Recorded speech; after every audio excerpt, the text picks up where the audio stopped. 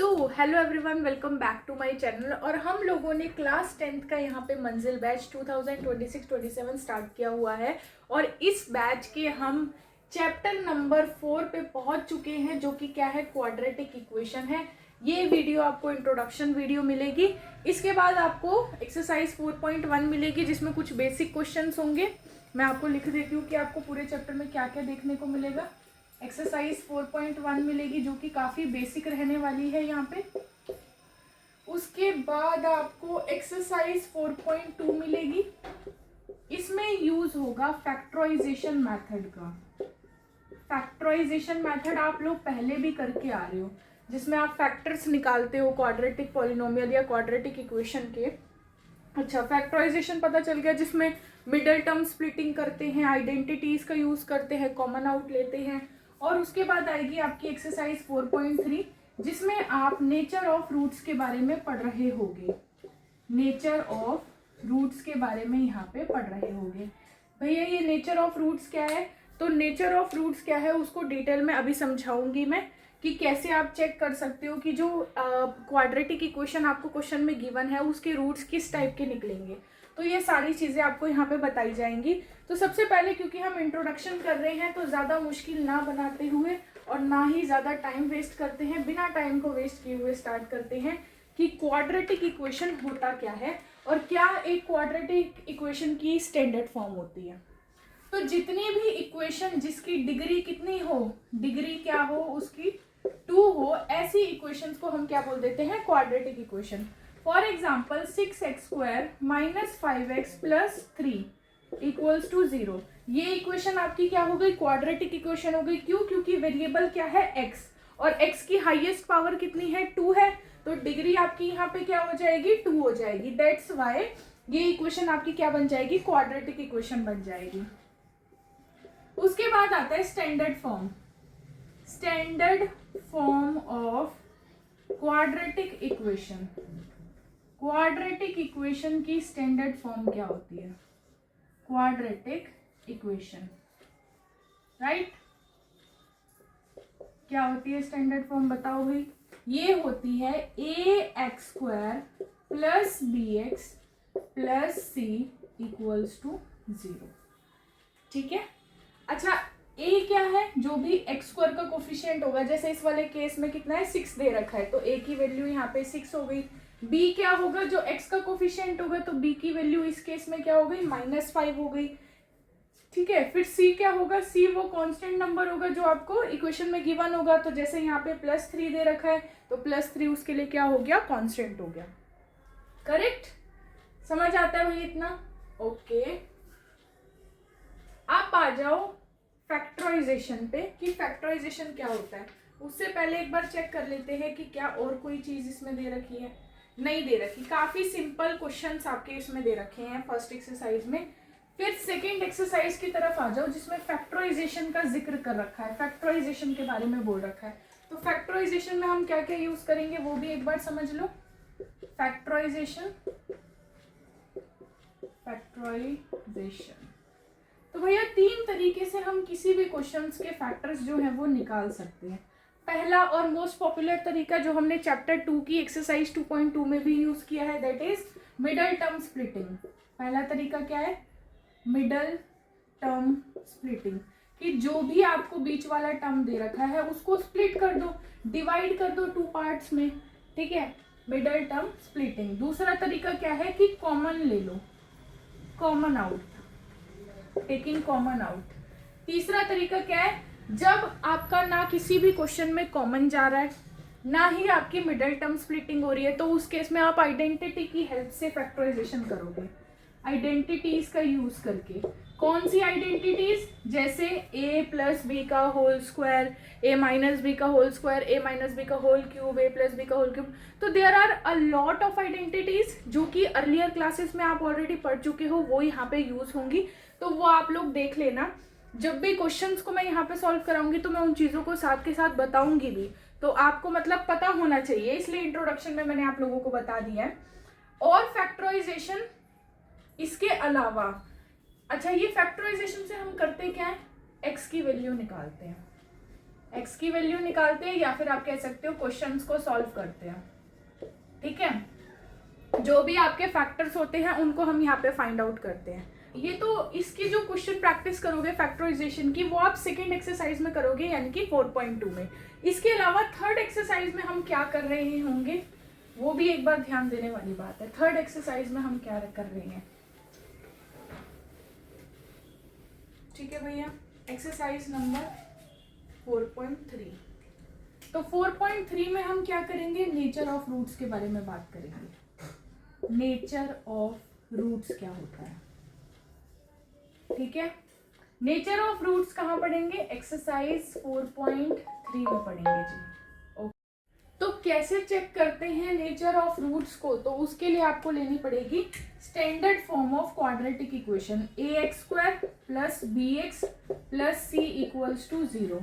तो इसकी जगह पे आपको कोई भी क्वाड्रेटिक इक्वेशन अगर दे रखी है उसके आपको नेचर ऑफ रूट्स चेक करने हैं। तो there are 3 types of roots, there are 3 types of roots. पहला केस, जब आपके रूट्स कैसे होंगे, दो अलग अलग होंगे और रियल रूट्स होंगे। 2 डिस्टिंक्ट मतलब बिल्कुल अलग अलग होंगे एक दूसरे से, और रियल रूट्स होंगे, 2 डिस्टिंक्ट रियल रूट्स। दूसरा केस, जब कोई भी रियल रूट नहीं होगा, नो रियल रूट्स। और तीसरा केस कि दोनों रूट्स आपस में इक्वल होंगे और रियल होंगे, 2 इक्वल रूट्स। ठीक है, अच्छा जी, क्वेश्चन को देख के हम कैसे ये बता सकते हैं कि जो इसके रूट्स होंगे वो क्या होंगे, रियल होंगे या नो रियल रूट्स होंगे या फिर 2 इक्वल रूट्स होंगे, कैसे पता लगा सकते हैं। तो उसके लिए एक कॉन्सेप्ट है डी, डिस्क्रिमिनेंट निकालना। डी निकालना मतलब डिस्क्रिमिनेंट निकालना। भैया क्या होता है ये डिस्क्रिमिनेंट डी, तो भैया डी होता है b² माइनस 4ac। ये b² ac है क्या, तो भैया जो भी आपको स्टैंडर्ड फॉर्म दे रखी होगी उससे कंपेयर करके abc निकालना आपको पता ही रखा है। a x² का कोफिशिएंट, b x का कोफिशिएंट और c जो कांस्टेंट होगा, वैल्यूज उठा के यहाँ पुट कर दो। तो जब आप इस वैल्यू को सॉल्व करोगे तो d कुछ ना कुछ आएगा, चाहे d पॉजिटिव आए या d 0 आए या d नेगेटिव आए, आएगा कुछ ना कुछ। ठीक है, तो अगर आपका d, इन केस अगर आपका d जो है वो ग्रेटर देन 0 आ जाए, d की वैल्यू अगर ग्रेटर देन 0 आ जाए तो आप बोलोगे कि रूट्स कैसे हैं, डिस्टिंक्ट हैं और रियल रूट्स हैं। ठीक है, और अगर आपकी d की वैल्यू 0 आ जाए सॉल्व करते करते, जैसे यहाँ भी 4 का स्क्वायर 16 आ गया, यहाँ पे भी कुछ करके 16 आ गया, 16 माइनस 16 0 होता है, मतलब d भी आपका क्या आ गया, 0 आ गया। तो किसी केस में अगर d 0 आ जाए तो 2 इक्वल रूट्स हो जाएंगे। और कब बोलेंगे कि नो रियल रूट्स है, मतलब रियल रूट्स एग्जिस्ट ही नहीं कर रहे, जब d की वैल्यू नेगेटिव आए, नेगेटिव मतलब 0 से छोटी आए। इन सभी केसेस में आप क्या बोलोगे कि इस टाइप का रूट्स जो है वो एग्जिस्ट कर रहा है। अब कभी कभी क्वेश्चन आता है कि आपको क्वाड्रेटिक इक्वेशन को सॉल्व करना है, मतलब x की वैल्यूज निकालनी है, लेकिन फैक्टराइजेशन से नहीं निकालनी, मतलब ना आप मिडिल टर्म स्प्लिटिंग कर सकते, ना आप क्या कर सकते, कॉमन आउट लेके सॉल्व कर सकते, ना आप कोई आइडेंटिटी लगा सकते। तो भैया हम कर क्या सकते हैं, तो उसमें आपको डी मेथड की हेल्प से x कैसे निकालना होता है वो मैं आप लोगों को बता रही हूँ। तो आपके पास स्टैंडर्ड फॉर्म क्या थी, ax² plus bx plus c equals to 0, right, यही स्टैंडर्ड फॉर्म थी। इस केस में मुझे x की वैल्यू निकालनी है, तो वो क्या हो जाएगी, इसका फॉर्मूला ध्यान से देखना है और नोट कर लो, माइनस बी प्लस बी और माइनस बी दोनों एक साथ लेने हैं, under root d divided by 2a। कहीं कहीं पे ये ऐसे भी लिखा होता है कि x equals to minus b plus minus, और d की वैल्यू पुट होती है, d की वैल्यू अभी बताई b² माइनस 4ac, वो यहाँ पे पुट होती है, डिवाइडेड बाय 2a। दोनों सेम फॉर्मूलाज हैं, दोनों में से आप कोई भी यूज कर सकते हो। तो इस मेथड का यूज करके x की वैल्यू को कैसे सॉल्व किया जा सकता है, एक क्वेश्चन लेते हैं इसका। एक क्वेश्चन है, यहीं पे ले लें क्या, साइड पे यहीं पे ले लेते हैं, 2x² माइनस 3x प्लस 5। एक क्वेश्चन है 2x² minus 3x plus 5, right.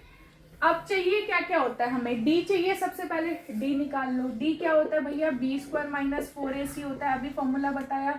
b क्या है, -3 का square minus 4 into a into c, right. तो ये हो गया 9 माइनस 5 2 ज़ा 10 और 40, यानी -31 आ गया।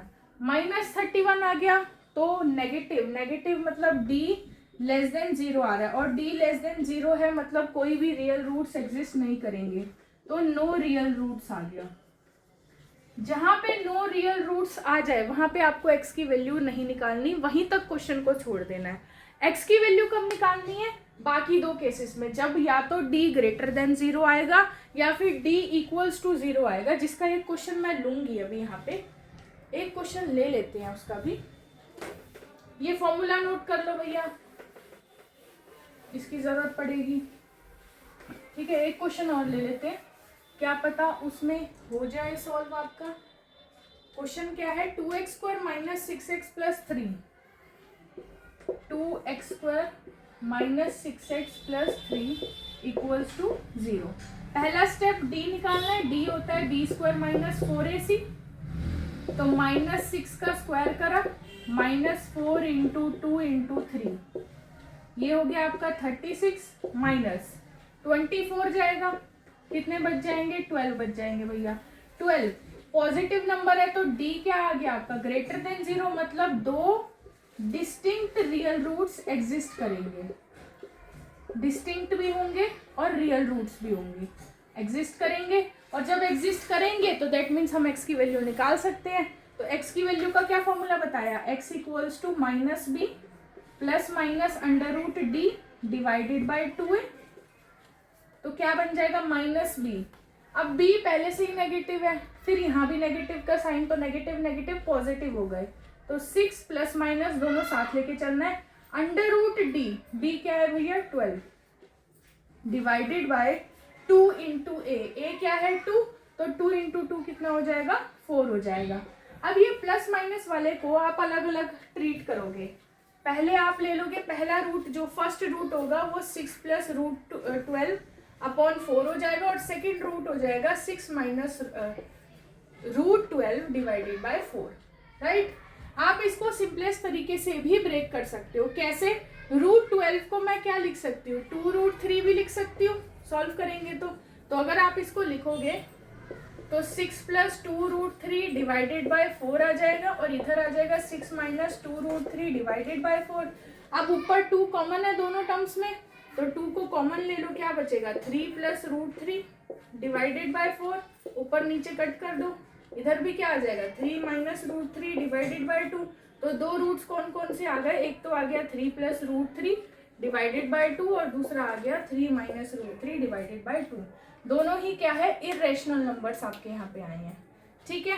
तो इसके काफ़ी सारे क्वेश्चंस हैं, वो हमारी एक्सरसाइज 4.3 में दे भी रखे हैं, उनको भी सॉल्व करेंगे। और भैया ये इंट्रोडक्शन था तो इसको ज़्यादा लेंथी नहीं बनाएंगे। देखो हमने क्या क्या डिस्कस किया, ये सारी चीज़ों को समझो। सबसे पहले क्वाड्रेटिक इक्वेशन होता क्या है, उसकी स्टैंडर्ड फॉर्म क्या होती है। फिर फैक्टराइजेशन में हम मिडल टर्म स्प्लिटिंग का यूज़ करते हैं, नहीं होती मिडल टर्म स्प्लिटिंग तो कॉमन आउट लेते हैं, और दोनों अप्लाई नहीं हो रहे होते तो उस केस में हम आइडेंटिटीज का यूज़ करके फैक्टराइजेशन कर लेते हैं। तीसरी चीज़ जो मैंने बताई, जो हम थर्ड एक्सरसाइज में यूज़ करेंगे, that is nature of roots.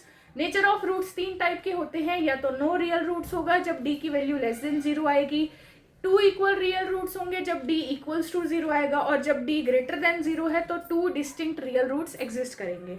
Clear हो गई ये सारी चीज़ें।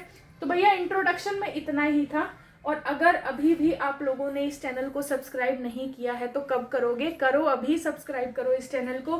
क्यों, क्योंकि मंजिल बैच की जो सीरीज़ है उसमें कंप्लीट क्लास 10th की मैथमेटिक्स पूरे साल आपके साथ जुड़ के करवाई जाएगी। और इसके अलावा एक चीज़ मैं आप लोगों को और बता दूं, 1 शॉट कैप्सूल सीरीज़ भी आ रही है, जिसमें पूरे चैप्टर की NCERT एक ही सिंगल वीडियो में आप लोगों को क्लियर कराई जाएगी, सिंगल वीडियो में आप लोगों को समझाई जाएगी विद कॉन्सेप्ट ऑल्सो। सो अभी भी टाइम है, चैनल को सब्सक्राइब कर लो, फायदे में रहोगे। अपने फ्रेंड्स के साथ शेयर कर लो, और फ्रेंड्स के साथ शेयर नहीं करना तो भैया अपने कजन्स के साथ ही शेयर कर लो, पर शेयर कर लो, ठीक है। और कोई डाउट होता है तो कमेंट्स में ज़रूर बताना। पढ़ते रहिए, आगे बढ़ते रहिए। अब हम मिलेंगे अपने नेक्स्ट वीडियो में, तब तक के लिए बाय।